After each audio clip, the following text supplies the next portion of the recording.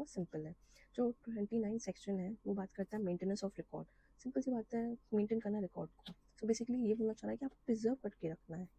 सो पहले पॉइंट में बताया गया है किसी भी प्रकार का रिकॉर्ड हो, चार्ट्स हो, फॉर्म्स हो, रिपोर्ट्स हो, कंसेंट लेटर हो या इस टाइप के अदर डॉक्यूमेंट्स है जो रिक्वायर्ड है मेंटेन करने के लिए इस एक्ट के अंदर, तो उसको प्रिजर्व करके रखा जाए। कौन कितने टाइम तक? तो बोला गया है 2 साल तक आप प्रिजर्व करके रखेंगे, ठीक है। बट एक और चीज़ इसमें बोली है, अगर कोई भी क्रिमिनल रिकॉर्ड है आपका या अदर प्रोसीडिंग इंस्टीट्यूट किया गया है किसी भी सेंटर, लैबोरेटरी या क्लिनिक पे जो कि रिलेटेड है जेनेटिक काउंसिल से, राइट, तो उसके रिकॉर्ड या अदर डॉक्यूमेंट्स कब तक प्रिजर्व किए जाएंगे? तो बोला गया है कि अगर कोई क्रिमिनल प्रोसीडिंग हो या अदर टाइप की प्रोसीडिंग चल रही है तो फाइनल जब तक केस नहीं हो जाता, मतलब फाइनल डिस्पोजेबल नहीं हो जाएगा जब तक पोस्ट प्रोसीडिंग का या केस का, तब तक आपको उसको प्रिजर्व करके रखना है। सेकेंड पॉइंट ये बताता है हमें जो इस टाइप के रिकॉर्ड्स हैं, ठीक है, वो हमें अवेलेबल करने किस चीज़ के लिए? तो इंस्पेक्शन के लिए। वो भी किसको? तो अप्रोप्रिएट अथॉरिटी को या अदर पर्सन को जो कि ऑथराइज्ड हो, अपॉइंट या अपॉइंटेड हो अप्रोप्रिएट अथॉरिटी के द्वारा। नेक्स्ट सेक्शन है 13, power to search and seize record etc. तो इस सेक्शन में बोला गया है अगर अप्रोप्रिएट अथॉरिटी को लगता है या रीजनेबल ग्राउंड्स को मिल जाता है कि ऑफेंस हुआ है या कमिट हुआ है किसके द्वारा? ऐसी कोई सेंटर, लेबोरेटरी या क्लिनिक के द्वारा या किसी अन्य प्लेस में, तो अथॉरिटी खुद या अपने किसी ऑफिसर को ऑथराइज करेगी कि भैया आप एंटर करो, सर्च करो, वो भी रीजनेबल टाइम में करना है। ये नहीं कि कभी भी रात में उठ के आप ऐसे कोई सेंटर में चले गए, रीजनेबल टाइम में करना है। और क्या करना है आपको वहाँ जा करके? तो एग्जामिन करेंगे आप रिकॉर्ड को, रजिस्टर को, डॉक्यूमेंट्स को, बुक्स को, पैम्पलेट को या इस टाइप के एडवर्टाइजमेंट को या अदर टाइप के मटेरियल आपको फाउंड होते हैं, तो आपको उसको सीज करना है, सील करना है और अथॉरिटी के आगे, राइट, सबमिट करना है। सेकेंड पॉइंट में ये बताया गया है कि जो सर्च और सीज के प्रोसीजर है वो आप कहाँ से ड्राइव करेंगे? तो बोला गया है कि सीपीसी से आप ड्राइव कर लो, मतलब सारे जो भी चैप्टर है सीआरपीसी में वो सारे प्रोसीजर और प्रोविजन अप्लाई हो जाएंगे इस सर्च एंड सीज में। 31 बोलता है सेक्शन की protection of the action taken in good faith. तो किसी भी एप्रोप्रिएट अथॉरिटी, ऑफिसर या सेंट्रल गवर्नमेंट या स्टेट गवर्नमेंट के अगेंस्ट सूट फाइल नहीं किया जाएगा, प्रोसीजर फाइल नहीं होगी, अदर टाइप की प्रोसीडिंग फाइल नहीं की जाएगी अगर वो गुड फेथ में की जाती है, राइट, इस एक्ट में। तो 31 एम बताएगा रिमूवल ऑफ डिफिकल्टीज। तो किसके पास पावर है कि अगर इस एक्ट में कोई भी डिफिकल्टी आती है तो फिर आप उसके किसके पास पावर होगी रिमूव करने की? इसमें बोला कि सेंट्रल गवर्नमेंट के पास पावर है, राइट। और जो भी ऑर्डर पास किया गया है,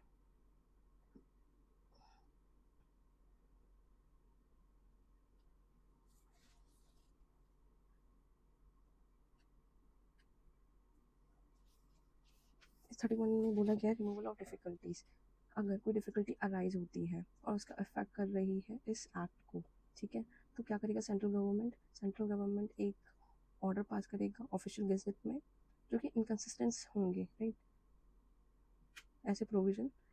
फिर वो एक डिफिकल्टी रिमूव करने की कोशिश करेगा कि इसलिए हमको ऑर्डर पास करके इसकी डिफिकल्टी रिमूव कर दे।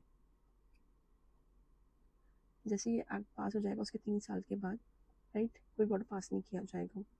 और बोला गया है every order made shall be laid before house of parliament. और ऐसा कोई ऑर्डर पास किया जाता है तो वो हाउस ऑफ पार्लियामेंट के आगे रख दिया जाएगा। 32 में बोला गया पावर टू मेक रूल्स। तो पावर टू मेक रूल्स किसके पास रहती है? जनरली सेंट्रल एक्ट होता है वो सेंट्रल गवर्नमेंट के पास ही होती है। तो इसमें फॉलोइंग रूल्स बताए गए हैं।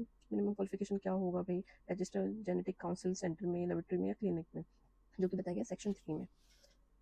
फिर नेक्स्ट बोला गया है कि भैया मैनर क्या होगा, आप प्रोसीजर क्या कंडक्ट करोगे अल्ट्रासोनोग्राफी करने के लिए, तो उसके रिगार्डिंग बताया गया है कि आपको रिकॉर्ड को संभाल के रखना है। या फिर ये बताया गया है फिर नेक्स्ट में कि अगर आप किसी का कंसेंट लेते हैं, किसी प्रेगनेंट वुमन का कंसेंट लेते हैं तो उसका फॉर्मेट कैसा होगा, फॉर्म कैसे होगा, उसके बारे में बताया गया है। नेक्स्ट बताया procedure to be followed by the member of central supervisory board. तो बेसिकली प्रोसीजर क्या फॉलो किया जाएगा CSP के द्वारा कि वो कैसे अपनी ड्यूटी परफॉर्म करे। नेक्स्ट में दिया है अलाउंसेस जो है वो मेंबर को कैसे दिए जाएंगे, बट इसका एक्सेप्शन दिया गया कि other than x officer member, क्योंकि वो ऑलरेडी कहीं ना कहीं वो मेंबर ऑलरेडी होता है, वो कहीं ना कहीं से ड्राइव कर रहा होता है अलाउंसेस एंड सैलरीज।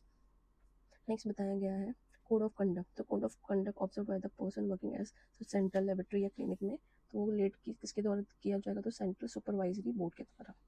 इसमें नेक्स्ट बताया कि मैनर क्या है, तो manner in which report shall be furnished by the state और यूनियन टेरिटरी सुपरवाइजरी बोर्ड। तो बोर्ड इस टाइप के जो बोर्ड है तो वो रिपोर्ट कैसे फर्निश करेंगे उसके बारे में बताया गया। Empowering the appropriate authority in any other matter, उसके बारे में बताया गया।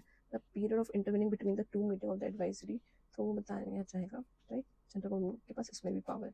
टाइम एंड कंडीशन बताया गया अपॉइंटमेंट की, किसकी, एडवाइजरी कमेटी की, और प्रोसीजर क्या फॉलो किया जाएगा उनके द्वारा। Form and the manner of the application for the registration, तो फॉर्म और मैनर क्या होगा रजिस्ट्रेशन अप्लाई करने के लिए यहाँ पे। और नेक्स्ट बताया facility to be provided, equipment या the standard to be maintain by the central laboratory clinic के द्वारा। द फॉर्म सर्टिफिकेट और रजिस्ट्रेशन भी बोला है कि फॉर्मेट क्या होगा, फॉर्म क्या होगा, फॉर्म में कंटेंट क्या क्या होंगे, तो वो भी आप सेंट्रल गवर्नमेंट बताएगी। मैंने बताया जाएगा कि किस पीरियड तक, राइट। उसके बाद certificate of registration shall be renewed, कि अगर एक्सपायर हो जाता है रजिस्ट्रेशन, राइट, उसके बाद कितने पीरियड के अंदर आपको रिन्यू कर लेना है अपने रजिस्ट्रेशन के लिए, उसके बारे में बताया। अपील प्रेफर की जाएगी सेक्शन 21 में, उसके बारे में बताया गया। Period up to which record and chart to be preserve, वो भी स्टेट गवर्नमेंट बताएगी, इसकी भी power. Procedure of documents so and so, तो सेक्शन 30 में हमने पढ़ा था, तो वो भी कौन बताएगा, प्रोसीजर सेंट्रल गवर्नमेंट बताएगी। या इस प्रकार के अदर मैटर्स भी रिक्वायर्ड होते हैं तो वो खुद सेंट्रल गवर्नमेंट फिर से बता देगी। नेक्स्ट सेक्शन है 33, power to make regulation. Power किसके पास है, बोर्ड की, बट यहाँ पे एक इंपॉर्टेंट चीज़ आ जाती है, प्रीवियस सेंक्शन रिक्वायर्ड होगा सेंट्रल गवर्नमेंट का, right. Time and place of meeting बताएगा, मैनर क्या होगा भैया, टेम्प्रेरी एसोसिएटेड बोर्ड जो हम राइट फॉर्म करेंगे, मेथड ऑफ अपॉइंटमेंट क्या होगा, या अफेक्टेड कंडक्ट ऑफ अफेयर क्या होगा बोर्ड का, वो भी बताना पड़ेगा इसमें। ये सारी पावर किसके पास है, तो बोर्ड के पास पावर है। Rule and regulation to be laid before parliament, section 34।